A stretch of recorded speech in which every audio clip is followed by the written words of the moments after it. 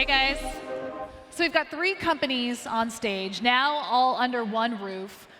Ivan, your ambition is to create an entirely new financial system, and from the outside, these acquisitions look like a pivot, or at least a major expansion into B2B infrastructure. Talk to me about the unified vision behind bringing Iron and Helio under the MoonPay umbrella. Well, thanks for having me. Great to be at the Solana Accelerate conference. We're huge fans of Solana.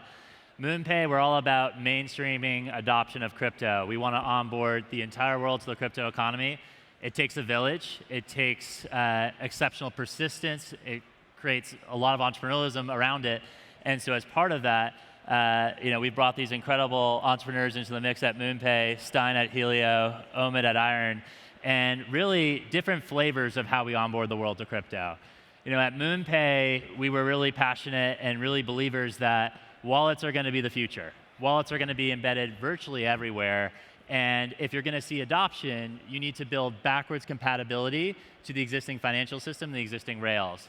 And then once you've been able to top up your wallet, hopefully using MoonPay, the next step is you'll want to be able to spend money in that crypto wallet. That's what Helio does. And then when you think of it from a perspective of trading and infrastructure, and as we start to look at more mainstream businesses that are thinking about adopting this technology, they need API-driven infrastructure, and that's where Iron comes in to enable them to start participating, to start leveraging stablecoins. And Stijn, I like to think of Helio as the Stripe of MoonPay now. Can you talk to me about the work that you're doing since you've been acquired? That's a big compliment, Stripe of crypto. I think we're on our way for sure. So I'm Stijn, founder of Helio. I would describe us as the leader in crypto checkouts. So our mission is to make crypto payments accessible everywhere. And we do that by making it really easy for a creator or a merchant to drop in a checkout widget in your app, in your web shop, or you can spin up a pay link in a couple of seconds to accept USDC, many more digital currencies, and get paid instantly. And there's speed benefits, there's security benefits, it's super cost effective, it's future proof. So we charge 1%, Stripe charges 3%. I think in the United States alone, merchants have a cost center of $200 billion in fees. So that's a huge impact. We also settle instantly. That means the merchant gets money in their pockets a lot quicker. It also reduces things like chargeback risk. So in the US, it's again a $100 billion cost center for merchants. So we're really changing the game with crypto payments. But before I get to you, Omid, I have one quick follow-up question, because we've seen this push by players like PayPal and Shift4 to offer crypto acceptance for their merchants. But what does adoption actually look like? Because I haven't gotten a good answer from either one of those companies about whether there's an actual appetite there. That's a great question. So I think part of our momentum, and we do $1.5 billion in volume already to date. We have 6,000 merchants. We focused primarily on crypto-native merchants. So for instance, there's the Seeker phone. They've sold nearly 200,000 units. They've done that through our plugin in Shopify. That's a great example, but there's also Web 2 merchants like Brian Johnson. I don't know if you're into the Don't Die mission. So if you want to buy these pills, you can do that with Solana as well through Shopify. So when Ivan and I got talking last year, it became obvious it was a match made in heaven, because what we're doing now as part of the MoonPay group is we're making our crypto-native stack backwards compatible with traditional financial systems. So that means that we can automate payments to bank accounts. We have seamless on-ramps. And that's the next phase of adoption. So we focused on crypto-native merchants. What we can do now is really start onboarding the masses. And we think this is not like 5 years away. This is going to be happening in the next 2 years with more mainstream merchants using Helio in combination with MoonPay. And sometimes you don't even know that you're using crypto rails. Our mission is very much making it better than Apple Pay, cheaper than Apple Pay, and we're getting there quite quickly. And when I'm thinking about payments, of course, stablecoin adoption has just proliferated. We're looking at a $250 billion market cap. You got David Sachs saying this week that if we get hard and fast rules from Capitol Hill, we're going to see trillions of dollars worth of demand for US Treasuries overnight, which is just to say that like you've got the US behind you, you've got the White House behind you in terms of getting some rules adopted. Omid, I'm looking at you because you had a big announcement with MasterCard, what, 8 weeks into being acquired. Yeah. Talk to me about that deal, and I've got a couple questions for you on it. Of course, thank you. My name is Omid, co-founder and CTO of herein. herein is a stablecoin infrastructure and payments API, so you can any developers, businesses, enterprises, PSPs, anyone who kind of like deals with like moving funds, they could build custom flows. We call the API AutoRamp. You can create different instances of AutoRamp. For instance, you can build virtual accounts that help like seamlessly move money on-chain and off-chain. Like you can send euros or USD into an account in your own name, and it just like shows up in your self-custody wallet. So we just make this like very seamless across different spectrum of regulated companies. So it's kind of like from, it could be wallets, could be like payment service providers, just like a seamless interoperability between traditional finance and DeFi and stablecoins. You know, something I try to parse out is I feel like Visa has issued a lot of press releases about new partnerships in the crypto world. There's a difference between like announcing a partnership and then there being real impact. And so Ivan, give me a gut check. Is this significant, actually? This is the real deal. You know, for us, this relationship with MasterCard has spanned many years. They have been very committed to innovation in this technology, and from our perspective, we started with working with them on priceless and some of the initiatives in terms of bringing rewards on chain. The next logical step for them is you can't discount how important stablecoins are going to be to our financial system. And if you think about it, our whole mission has been around, you know, and I give this analogy all the time, I compare it to what happened in telecoms, right? We think about it was very expensive to place long-distance phone calls. Then we had voice over the internet protocol. Then you had applications built on top of that, ranging from Skype to Zoom to iMessage to WhatsApp. And it's not overnight, but over a period of time, people start to opt into the more efficient system. And so I don't think MasterCard, Visa goes away anytime soon. There's incredible convenience. It's the reason why. Well, I will say this, not to interrupt you, but like Deutsche Bank put out a report that said $28 trillion in transactions in stablecoins last year, which is more than MasterCard and Visa combined, which just baffled me, that statistic. Yeah, well, that's a volume. It's still not for day-to-day payments, but it shows you the potential and the power of this space. And so it's something you can't ignore. And I think that ultimately, they're going to want to make sure that they can leverage this infrastructure. And if we think about one of the big movements that we're seeing is we think wallets are ultimately going to replace your bank account. And so the next step of a wallet, full stack being able to replace a bank account is you're eventually going to be able to issue a card against it and enable anyone to have their stable coins that they have in their crypto wallet spendable at merchants all over the world. And so that was the first piece, is because we're plugged in pretty much everywhere, it was how could we extend that even further? And so really this partnership with MasterCard is trying to make this crypto technology and this infrastructure more accessible to people in everyday life. And so you'll hear more from us very soon, but phase one was what was the right partner for us to work with, and just given the relationship that we've had, it just made a lot of sense. So, the talk of crypto this week is very much the Genius Act. We had Democrats pushing back, in part because of all of the crypto-related projects that are tied to the White House and the Trump family. It seems like there's momentum again. You had 16 Democrats come to the table on Monday to at least vote for no filibuster related to it. My question is, when this, or if this, is passed into law, you're going to see a lot more. I think it's a win. It's going to happen. You're going to see, I agree, you're going to see a lot more players come to the table. So you got the Wall Street Journal reporting last night that JP Morgan, Bank of America, Citi, and a lot of other major US banks are looking at launching a unified digital dollar, something that they do need this law in order to do, in order to essentially take market share from Tether, a foreign issuer of the US dollar peg stablecoin that holds a more than 60% share of the market.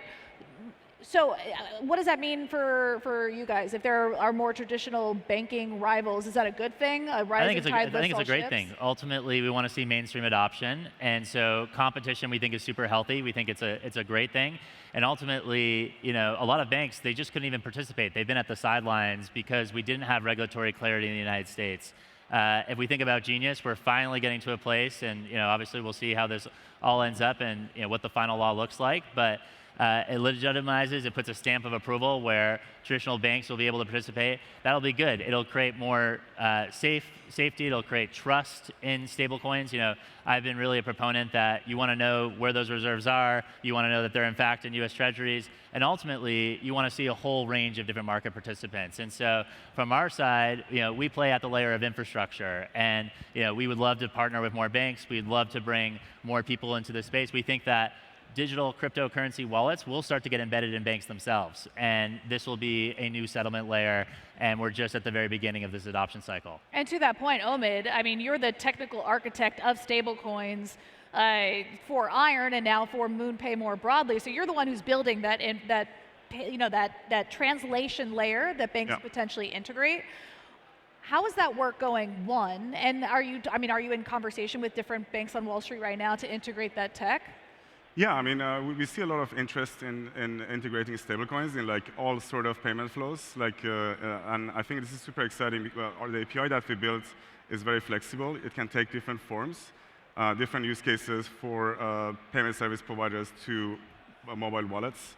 And I think that actually the response we've gotten is amazing because like this API is so versatile that could actually work for all those use cases that we can provide simultaneously as a very generic regulated API. Do you think that Stripe overpaid for Bridge? I'm not going to comment on that, but I think again, I'm always pro-competition. I admire Stripe. I admire Stripe's business, and I think that they're also doing great things to bring awareness and also validating that this technology is important. I think the special thing for MoonPay is we've had crypto DNA from day one. And there's just a lot of complexity, right? How do you do this across multiple blockchains? How do you interact with a whole range of different smart contracts? How do you work with all these crypto-native businesses? Like, what was very interesting when we started, right, was in some cases, we're working just with software layers. These are like fully decentralized companies, might not have entities. How do you interact and how do you work with those type of businesses? And so, we really welcome more entrants into the space. We think it's a good thing. And there's going to be a lot of different market participants. And it's great to also see TradFi come in. I think overall, the TAM of this opportunity is massive, right? And so, for us, it's focusing on the product experiences, and the only way that you can do that, it takes a village, it takes really great entrepreneurs, it creates focus, and really thinking about how you build a delightful user experience. Like that's always been central to our DNA is how do we do that for crypto users? How do we make it so, as Stijn mentioned, we want this in the background. Like you don't necessarily even want to know that you're on crypto rails, but you're like, it's fast, it's efficient, it's 24/7, it's low cost. This technology is the more efficient technology that people will continue to opt into. So you mentioned working across multiple chains, and Stijn, Helio's been focused on Solana native payments, especially for Shopify merchants. Yeah. Now that you're inside MoonPay, how do you scale that vision across chains and into new verticals?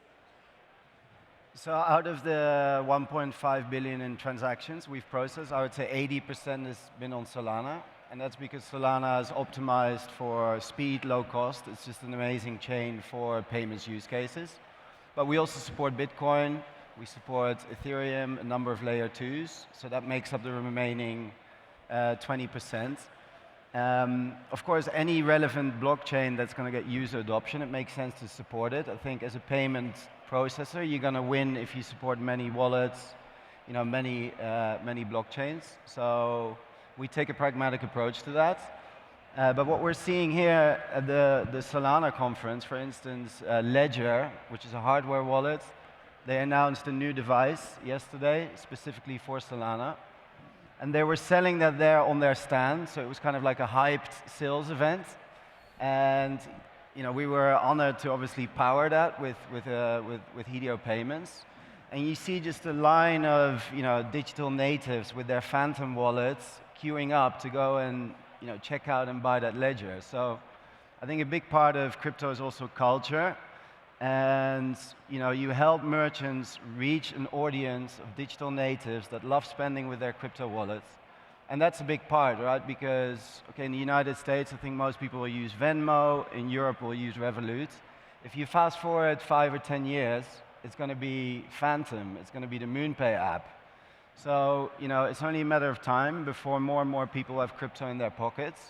And we're going to benefit from that. Stripe will benefit from that, but we wake up every day living and breathing crypto, and Stripe has got a $1 trillion volume to protect. So they're playing defense, we're playing offense. And I have to say, anyone in this audience or anyone listening to this right now, go check out Solana Pay. Go check out buying a mobile phone. It's really, once you do it, it's quite a magical experience. You're like, wait, this is just better, right? And so, I think at this point, I've purchased something like 15 Seekers, which I'm going to give away to all sorts of great people, but I just keep buying it because I think it's just such a great example of once you experience connecting a wallet and actually spending that wallet directly, you're not going to want to go back. And so I think, again, we're just at the early phases of this adoption. And how are you going to get scale? It's all about distribution and the different touch points in which you can integrate. And Solana has been a phenomenal partner for us, right? And I think what Solana is doing right is it's reducing complexity. It's focusing on the use cases. You speak to any developers and they're fired up, they're jazzed up about the applications in which they're building. If you think about this ecosystem, it's absolutely fascinating. And I think that what we're also going to see, and a bit of a segue here. Well, because so much of the conversation about the future of payments is tokenizing dollars on the blockchain, but Solana is also a big player in terms of the ambition to tokenize public equities. Yeah, so if we look at the stats on decentralized exchanges in Solana, at their peak, they represented 9% of the US equity markets in terms of volume. That's pretty outstanding. And if you think about just the general trend, you could totally see it not just on Solana, but just across the crypto ecosystem. I actually asked ChatGPT this last night. I said, when do you think liquidity and volume within crypto markets could overtake US public equities? And the prediction was 2030. And that could be accelerated even further if they take real world assets and they start bringing them on chain. And you can see this is a really, what we're talking about is modernizing the financial system. It's incredibly powerful for people all over the world to receive a stable coin at the speed of the internet. They now have essentially a US dollar checking account. And then the next step will be from there, how do they earn interest on that? How do they earn yield? And then connectivity to US equities and all sorts of productive financial instruments. The problem was before there was no regulatory clarity, so companies were scared to engage in this. They were scared of getting sued. Once we have that clarity in place, I think you're going to see a giant market, and ultimately, crypto liquidity will overtake traditional markets, and that trend is just going to continue to move. Is there a lot more? We're down to our last 30 seconds here. So in terms of your final ambitions, when you look out across the year, absent any sort of hard and fast rule changes from lawmakers, so operating in the current regulatory regime in which we currently exist, what is your big goal for 2025 from each of you? And we'll end it there. Yeah, well, I think we're in America. We're based in America. We're a U.S. Domiciled business. We want to make sure the innovation stays on shore, and so engaging on the policy front is an important piece. We want the U.S. to be the leader in financial technology, the leader in the crypto economy, and so we're proud to build here. We want to play by the rules. We want to make sure that our infrastructure is easy for everyone to use, and so we want to just stay focused on building incredible product experiences and feeling comfortable that we can do this here in the United States and do that safely. But what's the big win? If everything went right, what have you done by December 31st, 2025? I want that answer from each of you. Well, over the next year, for us, integration with any M&A always takes time, and so we're getting into incredible rhythm. I just really see MoonPay diversifying from just its core business line, but also being able to prove out both with Helio and Herein that these are incredibly successful businesses that are going to start to see real scale. Maybe one thing to add. So we're talking about tokenization of various assets. Because we are in this world of merchants and dealing with brands, what's actually a huge trend is brands tokenizing their IP, right? Some people call it meme coins. Sometimes there's a brand element to it. For instance, there's a big project called Doodles. Are you familiar with them? So they're coming out of Web3 native, right? But they had they issued a token a few weeks ago called Dudes, and again, you can now go to their web store and go and spend your dudes on merchandise, on memberships, on ticketing. And it fosters loyalty. You kind of create this circular economy where you you tokenize your brand, and then you create loyalty among your community because people can use that token to go and spend, claim discounts. So we're really focused on that element too of commerce.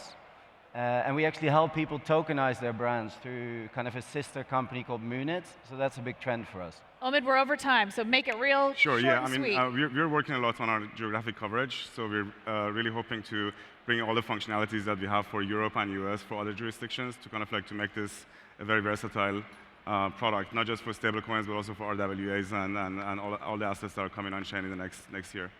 All right, thank you to my panel and to Solana Accelerate for putting on this session and everyone joining us in real time today. Bye, guys.